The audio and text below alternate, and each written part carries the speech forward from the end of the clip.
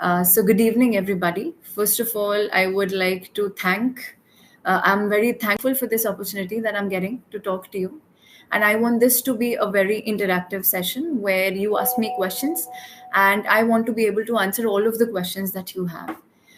Since the past few days, I've been getting a lot of questions and I would like to take this opportunity to answer them all. All right. So I'll start with my introduction.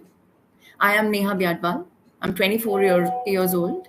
I have completed my schooling in Raipur itself and my college also in Raipur only. And I've been preparing for UPSC since the past 4 years, and this was my fourth attempt, and I secured 569th rank.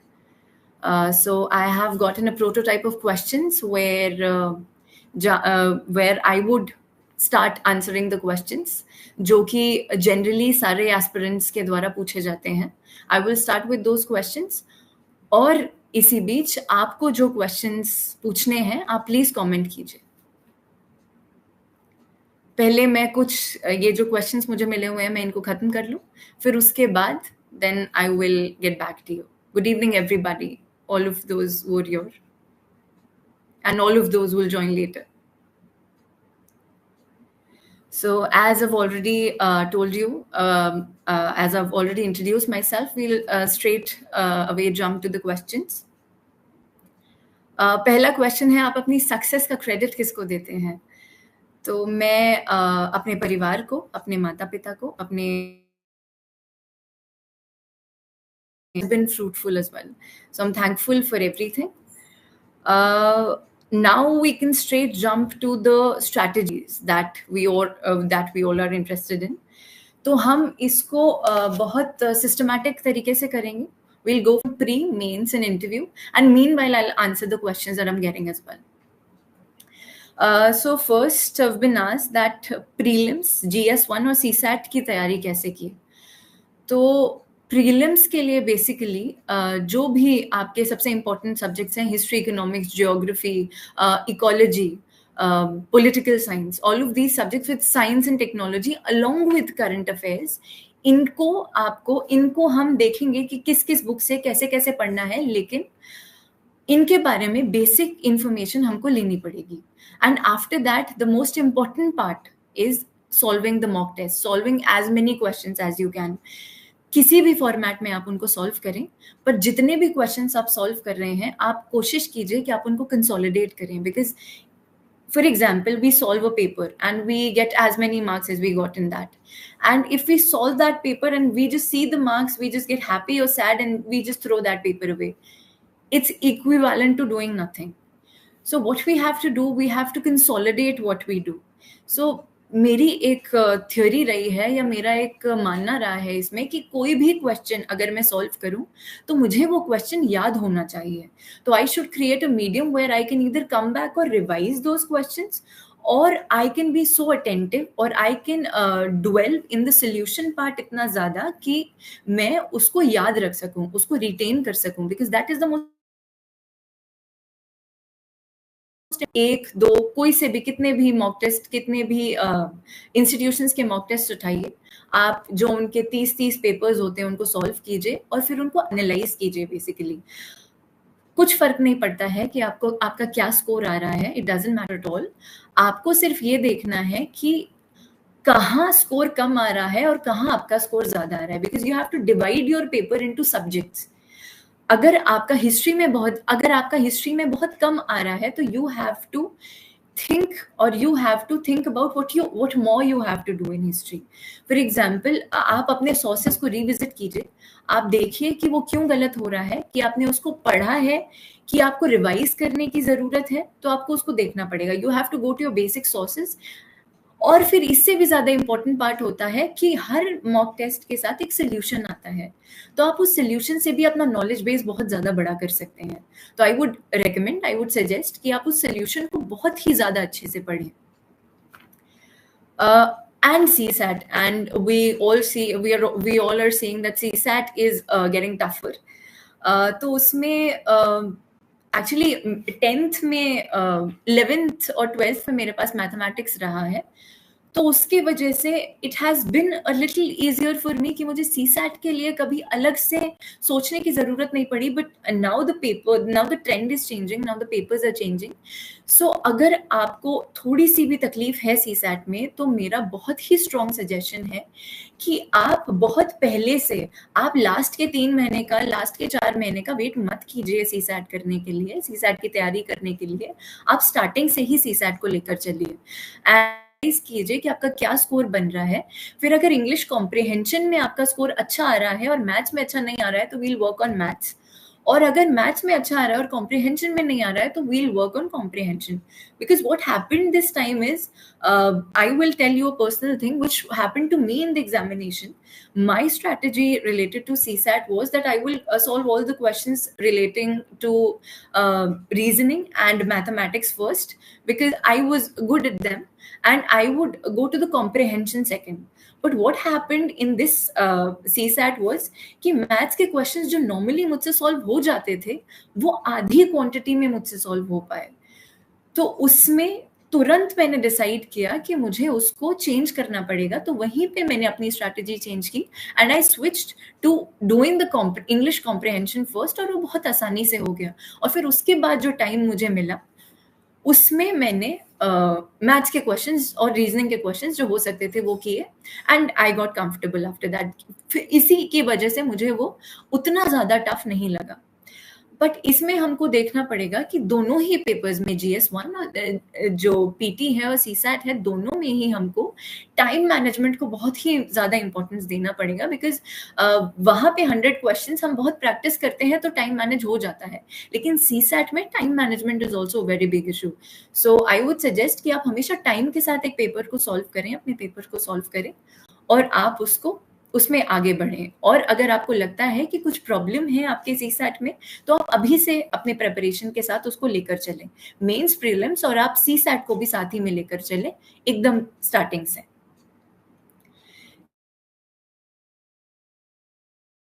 Now questions relating to, अभी एक बार मैं mains और interview का एकदम brief कर लेती हूँ, उसके बाद I will jump to the questions as I am getting so many questions. Alright, so mains, let's go to mains. और अभी प्री से भी रिलेटेड जो भी आपके क्वेश्चंस हैं, I will answer all of them, so please ask the questions and I will come to your questions, so don't worry about it. So let's jump to mains. Mains में we all know ऐसे है, GS1, 2, 3, 4, and then we have our option. तो पहले जो बहुत ही ज्यादा पूछा गया सवाल होता है, वो ये होता है कि हम ऑप्शनल कैसे चूज करें। तो उसमें मुझे लगता है कि आपके पास 2 ऑप्शंस हैं। उसमें या तो आप अपने इंटरेस्ट के साथ जाएं, which I recommend and I suggest, कि जिस सब्जेक्ट में अगर आप बहुत इंटरेस्टेड हैं और आप कॉन्फिडेंट फील करते हैं कि आप उस सब्जेक्ट में उसको बहुत अच्छे से तैयार कर सकते हैं, तो I believe that you should go for that subject only, no matter if people say that it is vast or if people say that it is lengthy. So मुझे ऐसा लगता है कि अगर आपको इंटरेस्ट है तो you should go with that subject only. और फिर दूसरी जो चीज है, उसमें सबसे इंपॉर्टेंट ये है कि you need to go to the syllabus very nicely, very finally. You have to go through each and every part of the syllabus, क्योंकि कभी कभी हमें कुछ सब्जेक्ट पढ़ते हुए लगता है कि I am loving this subject very much, so I can read more about it, लेकिन हम उस सब्जेक्ट का सिर्फ एक पहलू पढ़ रहे होते हैं। फॉर एग्जाम्पल, अगर हम पॉलिटिकल साइंस की बात करें, तो apart from constitution, there's a lot more, there are a lot many theories that are in political science. तो political science भी काफी vast subject हो जाता है। तो only once you get into the syllabus, you go through the syllabus very nicely, and then only you decide whether you want to go for the subject which you are very much interested in. If not, if after that you come to a realization कि नहीं, इसका जो syllabus है, इसका जो content है, वो बहुत ज़्यादा vast हो रहा है और मैं इसको नहीं कर पाऊंगा या कर पाऊंगी, तो आप कुछ ऐसे सब्जेक्ट्स के साथ जाइए जो सबसे ज़्यादा recommend किए जाते हैं, जिनको कि छोटा बेसिकली माना जाता है। तो you can get access to them, their material very easily. So मैं suggest करूंगी कि आप उन subjects के साथ जाएं। फिर मेंस में हम 1 by 1 जाएंगे, ऑप्शनल में बहुत सारे लोग मुझे पूछ रहे हैं कि मेरा ऑप्शनल क्या था? मेरा ऑप्शनल हिस्ट्री था, जिसको कि काफ़ी वास्ट माना जाता है। बट जैसा कि मैंने आपको कहा कि I have been interested in history, और मेरे जो पिताजी हैं वो कॉन्स्टेंटली मुझे गाइड करते हैं हिस्ट्री में। Actually he is very well versed in history. तो एक घर में एक हिस्ट्री का माहौल स्टार्टिंग से रहा है, तो हमको वो वास्ट उतना कभी लगा नहीं है। सो लेकिन उसके फिर history, I would like to tell a thing or to you all. History basically आप किसी भी चीज में जाइए, आप ऐसे की बात कीजिए, आप एथिक्स की बात कीजिए, and then optional of course, तो वो, और GS1 की बात कीजिए, major chunk of GS1 is history, and then in ऐसे also you can always use the anecdotes that you get from history, and in ethics also you can get all the examples that you get from history. So for me, of course, it is my subject. I am very fond of it. So लेकिन आपको जो subject आपको पसंद है, आप उसके साथ जाइए. Then coming to GS 1, 2, 3, all these 3 papers, we'll come to ethics after these 3 papers. These 3 papers, इसमें मेरा सजेशन आपको ये रहेगा कि आप इसके सिलेबस को बहुत ही थरोली पढ़िए. आप एक-एक पॉइंट को पढ़िए और आप एक-एक पॉइंट को लेके नोट्स बनाइए. आप कोई सा भी सोर्स उसमें इस्तेमाल कीजिए. उसमें मुझे ऐसा लगता है कि जो भी सोर्स आप यूज़ करेंगे, इट विल बी फाइन. और अगर आपको उसमें हेल्प की ज़रूरत है तो I will also help you with the sources. But बात ये है कि the topic, the point that has been given by UPSC to us, वो बहुत ही ज़्यादा ज़रूरी है और वहीं से क्वेश्चंस आते हैं.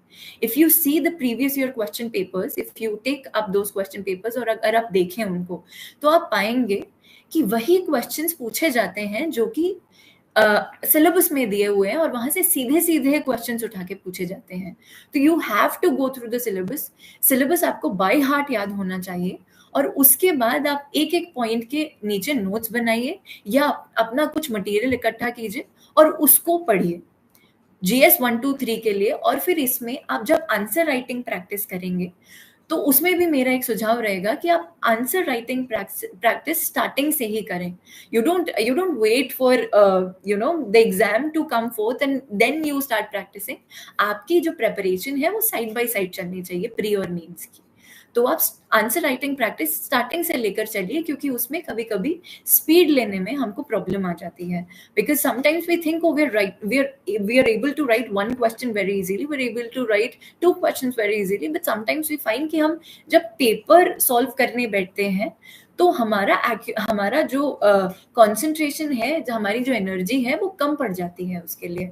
तो you have to keep the answer writing practice right from the beginning.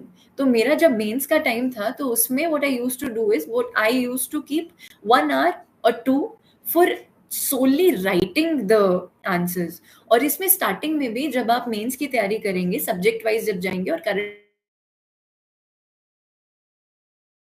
Affairs जब करेंगे, तो उसमें भी बहुत सारे इंस्टीट्यूट्स हैं जो डेली बेसिस पे आपको कुछ क्वेश्चंस देते हैं, 5 क्वेश्चंस देते हैं, 3 क्वेश्चंस देते हैं. You make sure you right those questions, you get those questions checked. उसमें फर्क नहीं पड़ता है कि आप क्या स्कोर कर रहे हैं, उसमें फर्क ये पड़ता है कि आप राइटिंग प्रैक्टिस में आ रहे हैं, आप एक्लेमेटाइज हो रहे हैं प्रैक्टिस से. तीसरी चीज उससे ये है कि जब आप किसी भी, फॉर एग्जांपल, आप किसी भी करंट अफेयर जो भी अभी हुआ है रिसेंटली, उसका अगर आप एक आंसर लिख देते हैं, तो मैं आपको गारंटी देती हूँ कि आप उसको भूल नहीं पाएंगे. कोई भी आप सिंपल सा टॉपिक ले लीजिए, if you write an answer on that, it will be very hard for you to forget it. So it's another way to revise what you done in the entire day.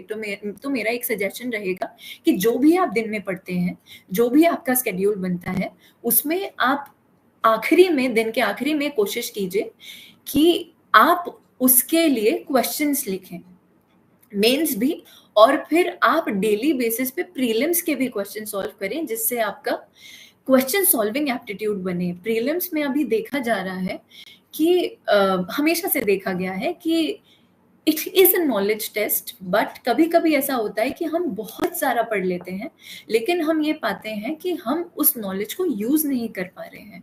We have to be able to use that knowledge, and in order to use that knowledge we have to be very we have to generate that aptitude of question solving, you know. आपके पास जितनी भी आपकी knowledge है, आपको उसको पूरा use करना आना चाहिए, आपको अपनी तर्क क्षमता यूज करनी आनी चाहिए, आपको you should be able to connect the dots, और वो तभी होगा जब आप डेली बेसिस पे क्वेश्चन सॉल्व करेंगे। तो इसमें एक बहुत ही फन और बहुत ही इंपॉर्टेंट चीज है, डेली बेसिस पे जो क्विजेज होते हैं वो आपको सॉल्व करने चाहिए। वो काफी फन भी होते हैं और उनमें आपको अपना AIR भी देखने को मिलता है। सो टू मेंशन बायजूस के डेली क्विजेस आते हैं, तो वो आपको करने चाहिए, और उसके अलावा आपको डेली बेसिस पे क्वेश्चंस भी लिखने चाहिए। Then I told you that fourth पे GS फोर्थ पे हम अलग से आएंगे। तो GS फोर में जो एथिक्स का पेपर है, मैं ये मानती हूँ कि आप उस पेपर को एंजॉय कीजिए, आप उस पेपर को एंजॉय करके पढ़िए, because that paper would fetch you a lot of marks. बहुत स्कोप है वहां पे, लेकिन उसको लाइटली ना लेते हुए, उसको साइड में ना रखते हुए, हम उसको साथ में लेकर चले, और हम अपनी पूरी बहुत ही टफ प्रेपरेशन में थोड़ा सा ब्रीदर लें in the form of the preparation of ethics. तो उसमें आप कोई से भी नोट्स ले लीजिए, किसी भी कोचिंग इंस्टीट्यूट की, कोई सी भी बुक। मैंने एक्चुअली बाजीरामन रवि के एथिक्स के नोट्स को रेफर किया था, बहुत ही छोटे नोट्स होते हैं, उनको एक बार रेफर करके आप टॉपिक बाय टॉपिक जाके, टॉपिक बाय टॉपिक अपने नोट्स बना के, then all you have to do is enrich your content. आप कोच याद कीजिए, आप पोएम्स याद कीजिए, आप लोगों के बारे में जानिए, आप जो भी आपको इंटरेस्टिंग पर्सनालिटीज लगती हैं, जो भी आपको बहुत इंस्पायरिंग पर्सनालिटीज लगती हैं, जो भी ब्यूरोक्रेट्स हैं हमारे इंडिया में एंड इवन वर्ल्ड वाइड, जिन्होंने बहुत ही अच्छे स्टेप्स लिए हैं, आप उनको लिखिए, आप उनके एग्जाम्पल्स बनाइए, और फिर आप उनको अपने आंसर्स में डालिए। सो एथिक्स को बहुत ही लाइटली प्रिपेयर कीजिए, मतलब बहुत आराम से प्रिपेयर कीजिए, बट उसको लाइटली बिल्कुल मत लीजिए। उसको स्टार्टिंग से, जब आप मेंस की प्रिपरेशन करते हैं, तो GS 1 to 3 को जितना महत्व देते हैं, you pay attention to the fourth paper, that is ethics as well. अब मैं ये देख रही हूँ कि बहुत ही सारे क्वेश्चंस आ रहे हैं, तो let me answer some of the questions.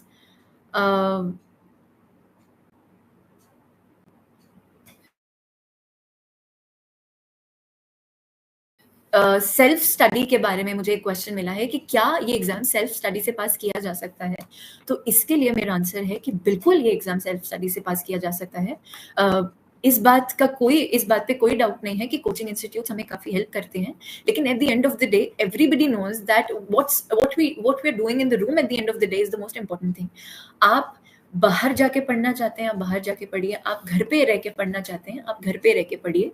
तो उसके लिए लास्ट में I give you a list of books जो मैंने रेफर किए थे, तो वो मैं आपको दे दूंगी। और उसमें भी कोई हार्ड एंड फास्ट रूल नहीं है। अगर आप तैयारी स्टार्ट कर चुके हैं और आपके पास ऑलरेडी जो आप सोर्सेज डिसाइड कर चुके हैं, तो I would suggest you stick by them. और मैंने एक लिस्ट बनाई है जो मैं लास्ट में आपके साथ शेयर कर दूंगी, जो भी आपको बुक्स रेफर करनी चाहिए। और अगर आप बिगिनर्स हैं तो this list would be very helpful for you, और आप इस लिस्ट के बेसिस पे आप अपनी प्रेपरेशन को स्टार्ट कर सकते हैं। और I am saying it out loud that this exam is very much doable by your own as well. You can do it by studying on yourself as well. आप अपने आप से पढ़िए और आप इसको क्रैक कर सकते हैं. It is my belief, and you can make it come true if you make a very specific strategy. अगर आप बहुत ही साइंटिफिक स्ट्रैटेजी बना के चले अपनी, और जो मैं आपको बता रही हूँ उससे आप सिर्फ इन्फ्लुएंस हो सकते हैं।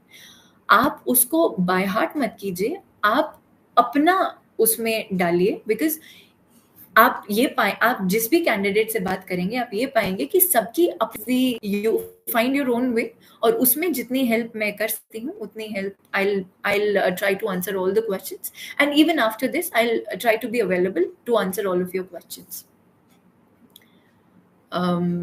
मोटिवेशन कहाँ से मिला है?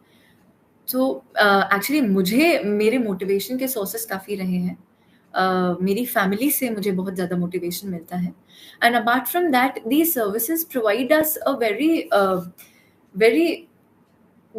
वेरी प्रेस्टिजियस प्लेटफॉर्म, और बहुत ही हम पढ़ाई करते हैं और हम देखते हैं रोजमर्रा की जो प्रॉब्लम्स होती हैं ग्रास रूट लेवल पे हम देखते हैं, पर हम उनके बारे में कुछ कर नहीं पाते हैं। तो जब आपको लगता है कि I want to do something worthwhile, I want to do something that brings a change, you know, वो जो एक बदलाव लाने की जो इच्छा है, अगर वो आप में है, तो बहुत सारे जरिए हैं वो करने के, ये जरिया उनमें से एक है। और दूसरा जो मोटिवेशन मुझे मिला है, मैं हमेशा से ही I have had this knack of doing something to improve my personality, for doing something where I get the opportunity to work for people, uh, and to work. I have been very interested in administration right from the beginning. So ये कुछ मेरे motivations रहे हैं, और of course आपकी family ही आपका motivation होती है. I will go to the next question. All of the people are saying good evening to all of you. What was my DAF service priority list? Sir मेरा DAF service priority list में IAS administrative services first था, IPS second था, IFS third था, and था जिस क्रम में वो दिया जाता है. स्टडी में कंसिस्टेंसी कैसे बनाए रखें, this is also one of the questions that is very recurrent. तो इसको अगर हम देखें तो मोटिवेशन की जो हम बात करते हैं और कंसिस्टेंसी की जो बात करते हैं, ये दोनों बहुत ही ज़्यादा कनेक्टेड हैं. तो मेरा इसमें एक सजेशन आपको ये रहेगा कि मोटिवेशन आप ऐसा क्रिएट कीजिए जो अंदरूनी हो. मोटिवेशन अगर बहुत एक्सटर्नल हुआ तो वो 4 दिन में, 4 महीने में वो थोड़ा सा थम जाएगा, वो गायब हो जाएगा. We don't want that. We want to be persistent. Perseverance ही एक ऐसी चीज़ है जो इस जर्नी में आपको आगे लेकर जाएगी. तो इसमें कंसिस्टेंसी आप ऐसे मेंटेन कीजिए कि आप अपने आप को बांधिए. अगर आपको कंसिस्टेंसी मेंटेन करने में प्रॉब्लम होती है तो आप अपने आप को बांधिए, आप एक टाइम टेबल बनाइए, आप एक स्केड्यूल बनाइए, और आप कोशिश कीजिए कि आप उसको पूरा करें. स्केड्यूल साल भर का होना चाहिए, मंथली होना चाहिए, वीकली होना चाहिए. And if you ask me, मेरे डेली के स्केड्यूल भी होते थे. डेली का एक टास्क होता था जिसमें मैं एक टू डू लिस्ट बनाती थी, जिसमें I used to write the topics, और I used to write the broader topics कि ये मुझे आज खत्म करने हैं. कभी भी ऐसा नहीं हुआ कि वो सारे खत्म हो गए, लेकिन I used to get to a level जहां पे मैं उसको ऑलमोस्ट खत्म कर पाती थी. और ऑब्वियसली हम हमारे लिए बहुत ही ज्यादा टारगेट सेट करते हैं, तो आप टारगेट सेट कीजिए, टारगेट्स में अपने आप को बांधिए. और इसमें एक और चीज बहुत ज्यादा जरूरी हो जाती है कि जब हम बहुत ज्यादा मोटिवेटेड हो जाते हैं अचानक से, ये मेरे साथ भी हुआ मेरे स्टार्टिंग के अटेम्प्ट्स में, कि आप बहुत ज्यादा मोटिवेटेड हो जाते हैं तो हम बहुत एग्जॉस्ट कर लेते हैं अपने आप को. तो ये गलती आप मत कीजिए, एग्जॉस्ट मत कीजिए. यू हैव टू मेक, इसमें कोई हार्ड एंड फास्ट रूल नहीं है कि आप 7 घंटे पढ़िए, आप 8 घंटे पढ़िए, आप 14 घंटे पढ़िए, आप उतने घंटे पढ़िए जिसमें आप कंफर्टेबल हैं और जिसमें आपका वो बनाया हुआ टारगेट पूरा हो रहा है. अगर वो आपका 8 घंटे में पूरा हो रहा है तो आप उस 8 घंटे पढ़िए, और आप अपनी नींद बहुत अच्छे से लीजिए, उसको सैक्रिफाइस मत कीजिए. और आप मेरा ये सुझाव रहेगा, जो मैंने थोड़ा सा मिस कर दिया था, फिजिकल फिटनेस बहुत ज्यादा जरूरी होती है. जब भी मुझे टाइम मिलता था तो my family used to make me run, I used to go running. तो आप ऐसा कोई मीडियम निकालिए जिसमें आप मोटिवेशन को, कंसिस्टेंसी को मेंटेन करते हुए चलें, अपने आप को बिना एग्जॉस्ट किए. तो जितना हेल्दीली आप अपने आप को एग्जॉस्ट करेंगे, उतना ही लंबा आप चल पाएंगे. And this is a long journey.